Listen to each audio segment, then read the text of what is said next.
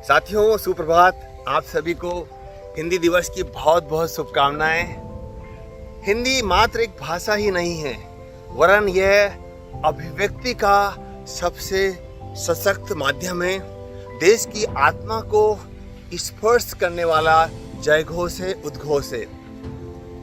भारत माँ जब गुलामी की बेड़ियों से जकड़ी हुई थी, तब हिंदी भाषा का उपयोग राष्ट्र के प्रतिभावान कवियों ने किया और इस भाषा की अभिव्यक्ति के माध्यम से भारत माँ को गुलामी की बेड़ियों से आज़ाद कराने में हिंदी एक सबसे सशक्त अभिव्यक्ति का माध्यम बनी।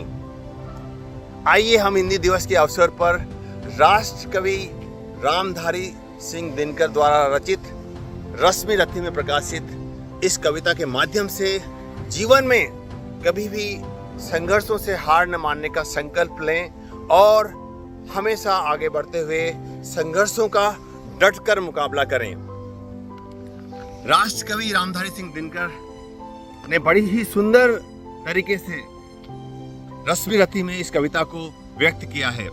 सच में विपत्ति जब आती है, कायर को ही दहलाती है। सूरमा नहीं विचलित होते, क्षण एक नहीं धीरज खोते। विघ्नों को गले लगाते हैं, कांटों में राह बनाते हैं। मुख से न कभी उफ करते हैं, संकट का चरण न गहते हैं। जो आ पड़ता सब सहते हैं, उद्योग नित रहते हैं। सूलों का मूल बसाने को, सूलों का मूल नसाने को, बन खुद विपत्ति पर छा जाने को। हे कौन विघ्न ऐसा जग में, हे कौन विघ्न ऐसा जग में, टिक सके वीर नर के मग में। कम ठोक ठेलता है जब नर, पर्वत के जाते पांव खड़। मानव जब जोर लगाता है, पत्थर पानी बन जाता है। गुण बड़े एक से एक प्रखर, गुण बड़े एक से एक प्रखर हैं छिपे मानवों के भीतर। मेहंदी में जैसे लाली हो, वर्तिका बीच उजियारी हो। बत्ती जो नहीं जलाता है, रोशनी नहीं वह पाता है। पीसा जाता जब इक्षुदंड, पीसा जाता जब इक्षुदंड, झरती रस की धारा अखंड। मेहंदी जब सहती है प्रहार, बनती ललनाओं का श्रृंगार। जब फूल पिरोए जाते हैं, हम उनको गले लगाते हैं। वसुधा का नेता कौन हुआ? राष्ट्र कवि रामधारी सिंह दिनकर लिखते हैं कि वसुधा का नेता कौन हुआ, भूखंड विजेता कौन हुआ, अतुलित यश क्रेता कौन हुआ, नवधर्म प्रणेता कौन हुआ। जिसने न कभी आराम किया, जिसने न कभी आराम किया, विघ्नों में रहकर काम किया।